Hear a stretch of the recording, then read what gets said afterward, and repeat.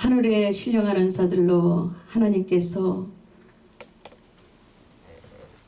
말할 수 없는 하나님의 그 은혜로 말미암아 하나님의 영광을 선포할 수 있는 귀한 시간 되도록 역사하심을 감사를 드립니다. 오늘 우리의 삶 속에서 위의 것을 바라보며 하나님만 경외할 수 있는 영을 충만하게 부어 주시옵소서. 감사하고 예수 그리스도의 이름으로 기도드리옵나이다. 아멘. 네, 오늘 말씀은요 하나님의 권능이에요. 근데 제가 지난번에 예스겔 37장 말씀이거든요. 1절입니다. 여호와께서 권능으로 내게 임하시고 그 신으로 나를 데리고 가서 골짜기 가운데 두셨는데 거기 뼈가 가득하더라. 말씀이 권능으로 내게 오시면 우리는 그 하나님의 권능 때문에 모든 것을 아름답게 이뤄갈 수가 있다고 생각하고 그렇게 믿습니다. 근데 오늘 하나님과의 우리의 관계가 하나님께서 예스겔에게 계속 말씀을 하시잖아요. 그러면 오늘 우리도 하나님이 저에게 말씀을 하시면 하나님과의 대화가 되면서 하나님이 우리를 이끌어 가시면서 예수가 37장의 말씀이 그렇더라고요. 뼈들을 보게 하시고 그 다음에 뼈들이 또 살아날 수 있는가 물어보시고 그 다음에 여호와께서 예스겔에게 또 대언하라 말씀하십니다.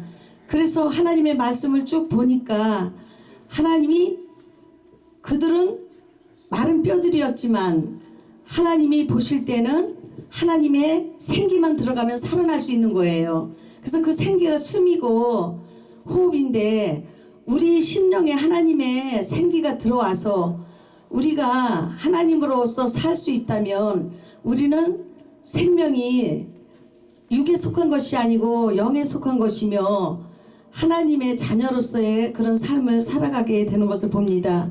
우리의 모든 조건들을 갖춰 가지고 있다 할지라도 하나님의 영이 우리 안에 오셔서 성령으로 역사하시지 아니하시면 우리는 그 속에 생명이 없는 것을 봅니다. 그래서 오늘도 하나님께서 우리에게 하나님의 생명을 부어주시면 우리는 그것으로서 영원히 살아나고 그 다음에 이 이스라엘 백성이 정말 소망이 없고 멸망한 것 같았지만은 하나님께서 예스겔에게 대언하라 이래 말씀하셔가지고 대언하니까 그들이 생기가 사방에서 불어와서 그들이 큰 군대가 되었다고 말씀하고 계십니다. 그러면 오늘 얼마나 이 세상에 많은 인류가 있고 하나님이 창조하셨고 만들어 놓으셨는데 정말 많은 사람들이 볼 때에 하나님을 믿는 자녀들에게도 하나님의 권능으로 임하시고 하나님의 영으로 함께 하시지 아니하시면 아무런 힘을 가질 수가 없습니다. 그러나 세상 사람들은 그 속에는 생명이 없어요. 그러면 하나님께서 오늘 성령을 통해서 우리에게 부르신다면 하나님의 영으로 우리에게 인자야 그러면서 부르신다면 하나님의 대언의 영을 우리가 할 수 있다면 우리는 세상의 모든 것들을 보이지 않는 하나님의 나라로 바꿔갈 수 있으며 사람들이 그 영원히 구원을 얻게 되고 영생을 얻게 되는 것을 봅니다. 근데 우리가 영생이라는 것은 하나님이 보내신 자를 아는 것이며 예수 그리스도를 믿는 것이 영생인데 우리가 그 영생을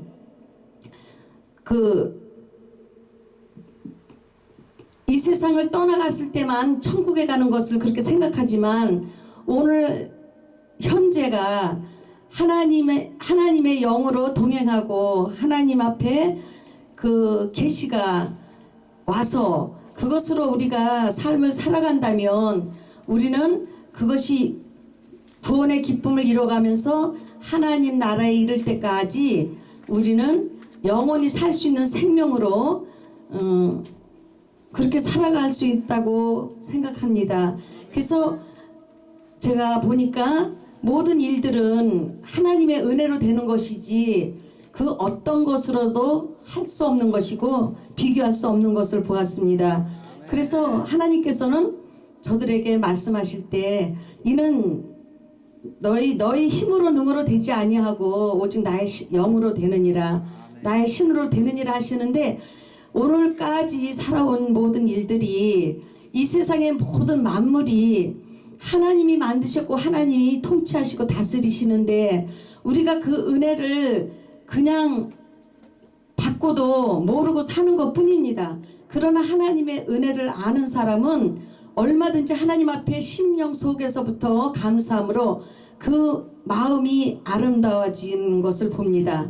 우리가 신령한 영안을 떠서 본다면 세상이 얼마나 아름다운지 모르겠습니다.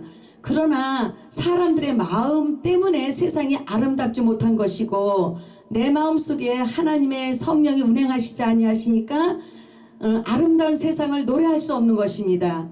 그래서 우리는 하나님이 그때그때 우리의 마음의 눈을 열어주시고 신령한 영안을 열어주시면 어디서나 하나님을 경외하게 되고 하나님을 찬양하게 되고 하나님을 높여드릴 수 있다고 우리는 깨달아야 된다고 생각합니다. 그래서 내가 나된 것은 오직 하나님의 은혜로 된 것인데, 하나님께서는 나에게 주신 은혜가 영원한 그날까지 보장하시고 책임지셔서 하나님께서 그 뜻을 다 이루어 가시는 것을 봅니다. 그래서 오늘도 은혜가 헛되지 않아서 세계 선교 복지 그 신문 방송을